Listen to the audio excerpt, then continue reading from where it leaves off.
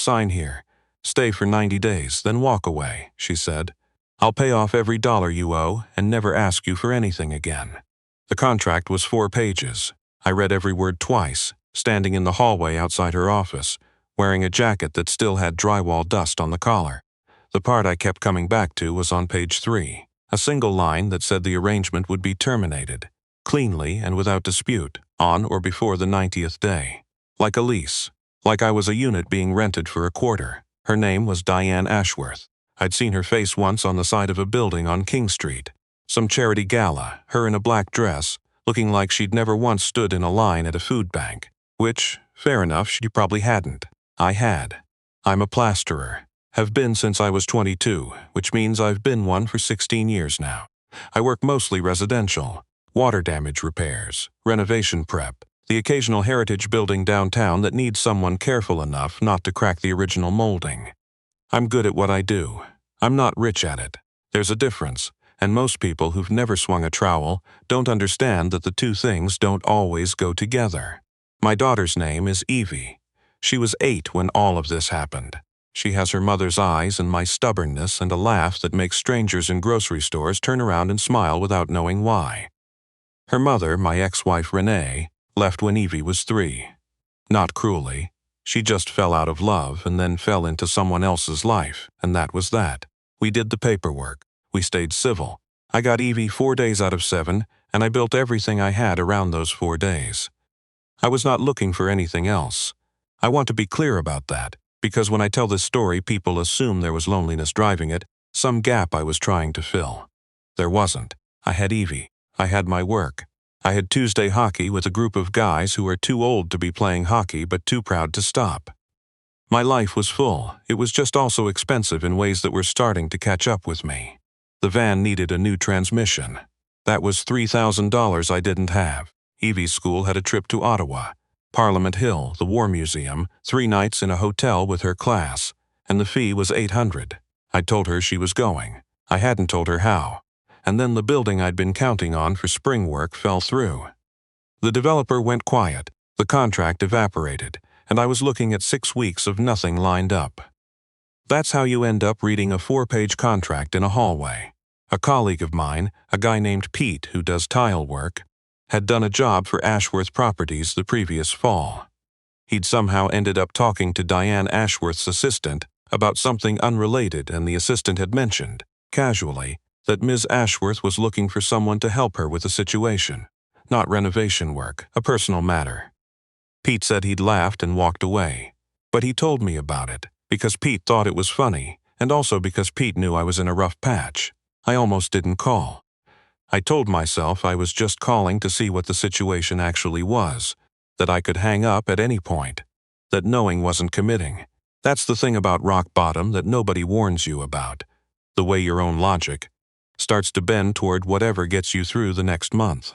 Her assistant set up a meeting. I put on a clean shirt. I sat across from Diane Ashworth in an office on the 32nd floor of a building I'd walked past 100 times, with a view of Lake Ontario that on a clear day probably made you feel like you owned the province. And she told me what she needed. She was 46. She ran a property development company that her father had started in the 90s, and she had grown into something her father wouldn't have recognized. She had a younger brother who was attempting, for the second time, to have her declared unfit to lead the company.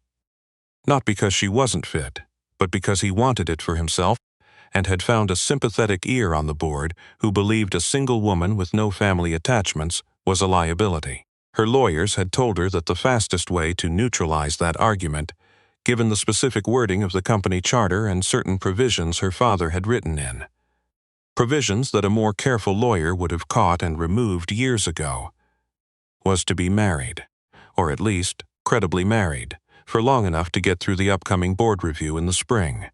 She didn't need love. She didn't need a performance.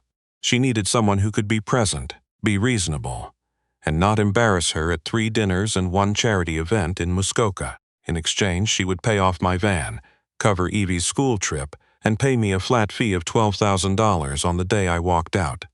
I asked her why me. A woman like that could have found someone more polished. She looked at me for a moment before she answered. Because Pete told his assistant you were honest, she said. And because honest is harder to find than polished. I signed on page 4. What I didn't understand, what nobody explains to you when you make a transaction like that, is that you can't actually turn yourself into furniture. I know that sounds obvious, but I genuinely believed I could. I thought, I'll show up, I'll be quiet, I'll be unremarkable, and in 90 days I'll take my check and go home, and none of this will have left a mark on either of us. I moved into the guest suite on the second floor of her house in Rosedale on a Tuesday in February. It was the kind of house that made sound behave differently. Heavier ceilings, better insulation, the particular hush of a place that had never needed to apologize for taking up space. Evie was with Renee that week, so I had no good reason to hesitate at the door. I carried in one bag and a toolbox I hadn't needed to bring, but couldn't quite leave behind. The first week, Diane and I were strangers with a shared kitchen. We moved around each other like we were both guests at someone else's party. She worked until 9 or 10 most nights. I ate alone, watched television I didn't care about, and went to bed. On Friday, she came home early and found me in the kitchen, refinishing one of the cabinet doors that had a soft spot near the hinge.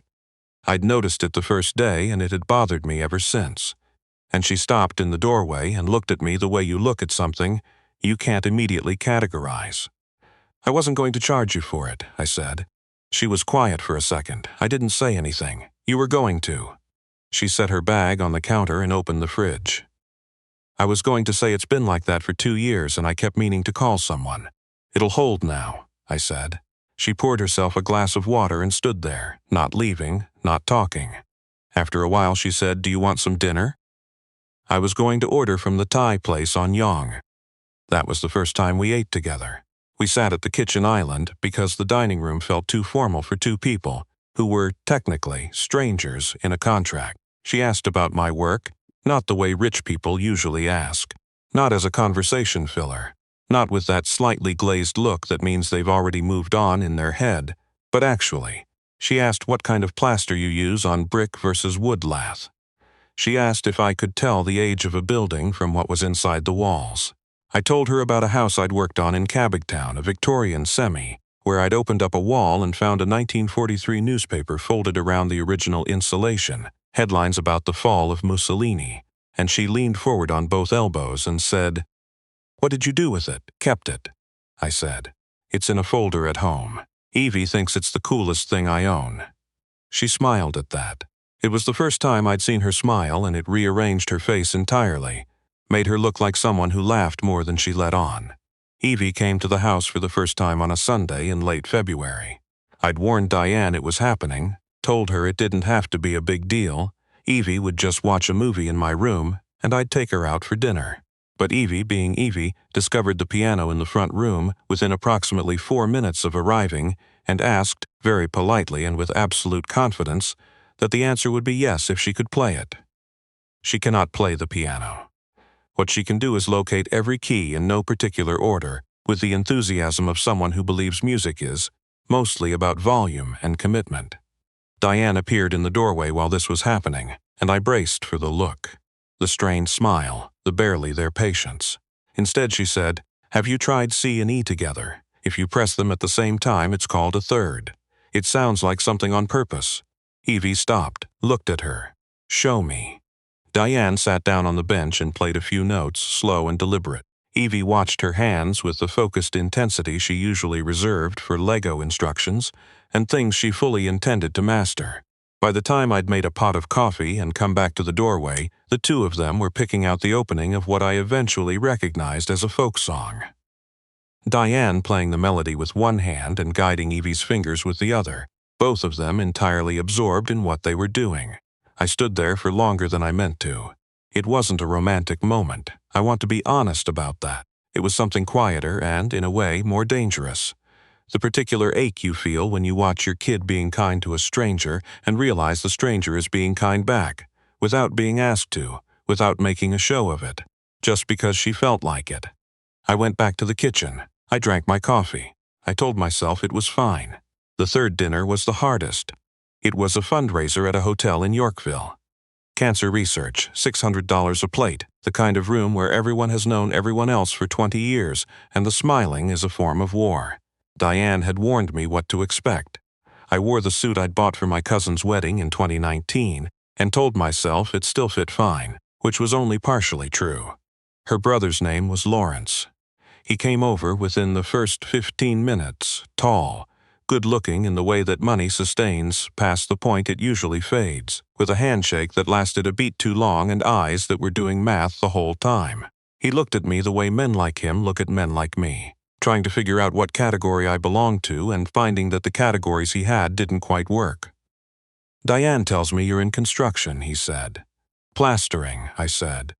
"Restoration work, mostly. Heritage stuff," Diane said, and her hand was on my arm lightly, the way you touch someone when you want to signal that they belong to you. "He's been doing incredible work on some of the annex properties." Lawrence nodded slowly. "How long have you two?" "Long enough," I said. He laughed. It wasn't a warm laugh, but he moved on. Later, standing at the edge of the room while Diane worked the table, shaking hands, laughing at the right moments, leaning in with a word here and there that I could tell was perfectly calibrated, I noticed an older woman watching her. 70s, maybe. Silver hair. Not smiling, not frowning. Just watching, with the careful attention of someone who has lived long enough to know what it looks like when a person is performing versus when a person is simply good at their job. I found out later her name was Constance.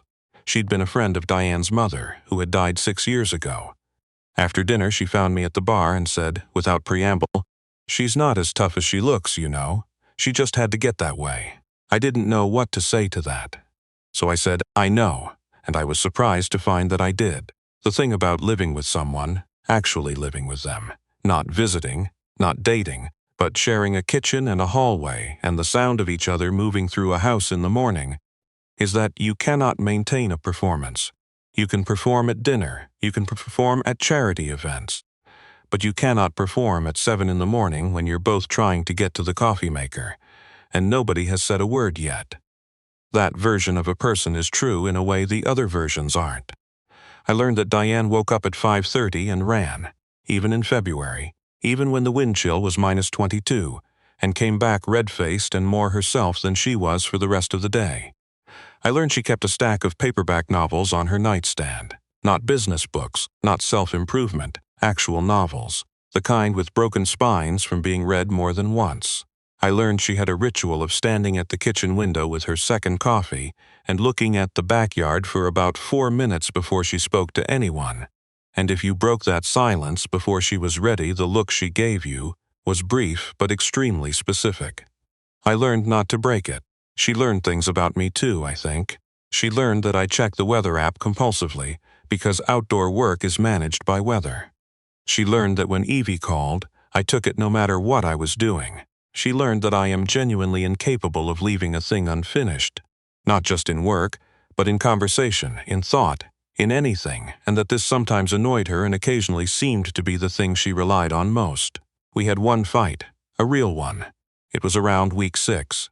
I'd found out from Evie, who'd heard from Renee, who'd heard from Renee's new partner, who knew someone at a mutual firm, that Lawrence Ashworth had started asking questions about me, my credit history, my work history, whether I'd ever had any trouble. It was the kind of due diligence that powerful people do when they feel threatened, and it meant he was taking the marriage seriously, which meant Diane's plan was working, which should have been fine. It wasn't fine. It made me feel like an object in a chess game, more than I'd already agreed to feel. I told Diane about it that evening. I said I needed her to tell me if he found anything that was going to become a problem, because my credit wasn't perfect, and I didn't want to be caught off guard. She said, "I know about your credit. I had you looked at before I offered you the contract." The room went quiet in a way that had nothing to do with sound. "You ran a background check on me," I said. "I run background checks on everyone I do business with. It's standard. I'm not a business contact. At the time you were." I put down the glass I was holding because I was aware that I wanted to put it down before I did it, not after. I said, "The difference between us, Diane, is that I knew exactly what I was getting into. You're still acting like this is just a transaction." She didn't answer right away. When she did, her voice was careful in the way that careful is sometimes just controlled. That's what it is, right, I said. I walked upstairs. I went to bed. She knocked on the door at 11:30. I was awake. I should have told you, she said, through the door. About the background check. It wasn't fair. I didn't say anything for a moment. Then I said, "You can come in. It's your house." She opened the door and stood in the frame, and for the first time since I'd moved in, she looked genuinely uncertain. Not calculating, not measured, just uncertain. It was such a human expression on her face that it caught me somewhere I wasn't expecting. "I didn't find anything bad," she said. "In case that matters, you owed money because things got hard, not because you weren't paying attention. That distinction matters to you?" She looked at me steadily. "Yes." I don't know why that word, said the way she said it, was the thing that got me, but it was. We didn't talk about it more that night. But something had been admitted, not about the background check, not about the contract, but about the fact that we had both been paying more attentions to each other than the transaction required. The charity weekend in Muskoka was at the end of week 10.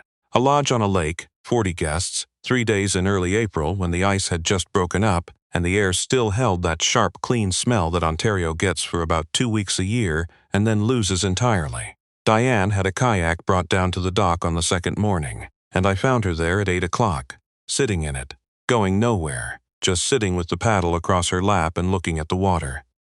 I sat down on the dock. She said, without turning around, "My mother used to bring me to a lake near here when I was little.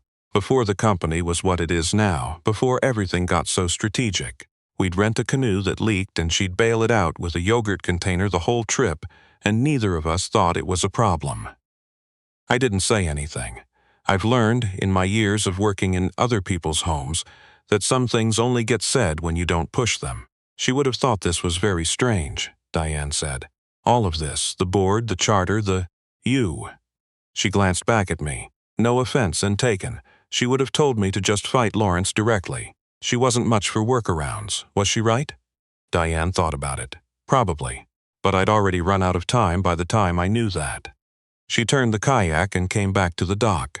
When she climbed out, she was closer to me than we usually stood.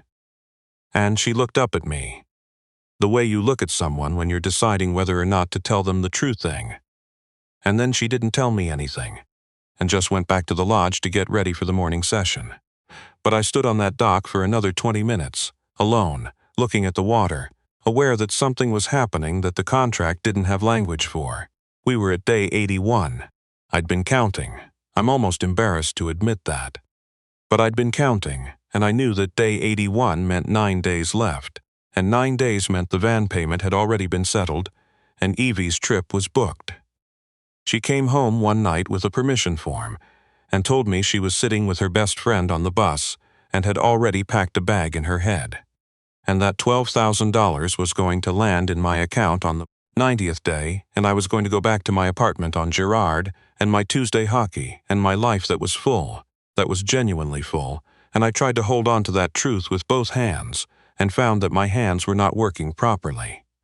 On day 85, I fixed her front porch railing. There was a spot where the newel post had worked loose from the base, probably from frost heave, years of winters expanding and contracting, and every time I walked by it I could feel it give slightly under pressure. I filled it, anchored it properly, matched the paint from a can I found in the basement that was close enough to invisible. Diane didn't notice for 3 days. When she did, she stood at the bottom of the porch steps and looked at it, and then looked at me and said, "You didn't have to do that." "I know," I said. She stood there for another moment. "You're going to leave in 5 days, and you spent an afternoon fixing my porch railing. It was bothering me." She looked at me for a long time. I'm not sure what she was deciding, but when she turned and went back inside, she left the door open, which was unusual, and I took it as an invitation and followed her. She was standing in the kitchen when I came in. She wasn't at the coffee maker, wasn't at the window, wasn't doing anything, just standing. "I know what we agreed," she said. "So do I. I'm not asking you to stay." She stopped. Something crossed her face that I had no name for. "I'm also not asking you to go." The kettle on the stove started to boil. Neither of us moved to take it off. "Evie asked me last week if you were going to come to her recital," I said. "The school thing in June." I told her I didn't know. Diane looked at me. "What did she say?" She said, "Well, can you find out?" She's very direct. Something happened to Diane's face then, not exactly a smile, not exactly not one, more like a door opening from the inside. I would like to go, she said, carefully. If I'm invited. You're invited, I said. Outside, the street was quiet. Somewhere up the block a kid was on a skateboard, the regular clack of the wheels on sidewalk joints, and the sound was so ordinary and so present that it made everything else feel real in a way it hadn't quite yet. We stood in that kitchen for another minute, not saying anything, the kettle settling, and it occurred to me that this was what the last 89 days had been actually about. Not the contract, not Lawrence, not the board review, but this. Two people standing in a kitchen in the ordinary quiet, having arrived. Somehow, at the particular stillness that comes when you've decided to stop running your calculations. The board review was in the second week of May. Lawrence had filed a formal challenge. 3 board members were on his side. Diane presented. She was, by every account I've heard since, extraordinary, methodical and clear and entirely herself. No performance, no strategy, just the plain fact of what she'd built and how she'd built it. The vote came back 5-2. Lawrence sent a very brief email after. I was there when she read it. She didn't say anything for a moment, and then she said, "He spelled gracious wrong," and that was the only time I ever saw her laugh at something that had cost her. I didn't leave on day 90. I want to tell you it was a romantic moment, a declaration, the kind of scene that resolves cleanly and plays well in your head later. It wasn't. It was a Tuesday morning and I was making eggs and she came downstairs in her running clothes and stopped in the kitchen doorway, and I said, "Do you want toast?" And she said yes, and she sat at the island while I made it, and neither of us said anything about the date. I went back to my apartment eventually, not that day, but that week, to deal with some things and check on the mail and have dinner with a couple of the hockey guys. Evie came with me. She bounced on the couch, ran through the rooms, pronounced it way smaller than I remembered, which was accurate. On the drive back to Diane, she said, from the back seat, with the casualness of a person who has already decided something and is just informing you, "I think I want to call her Diane, not Ms. Ashworth." "Is that okay?" "You'd have to ask her," I said. Evie considered this. "I'll ask her at dinner." She did ask her. Diane said yes. Then they argued, with complete mutual seriousness, about whether the piano song they'd been learning together counted as finished or not, because Evie felt that being able to play it through once without stopping was enough, and Diane felt that the standard should be 3 times in a row. I sat at the kitchen table and ate my food and listened to them, and I thought about my daughter's laugh, and that 1943 newspaper in a folder at home, and a porch railing anchored now against every winter coming, and I thought about the things you build that hold. That's the only word I have for it, still. Hold.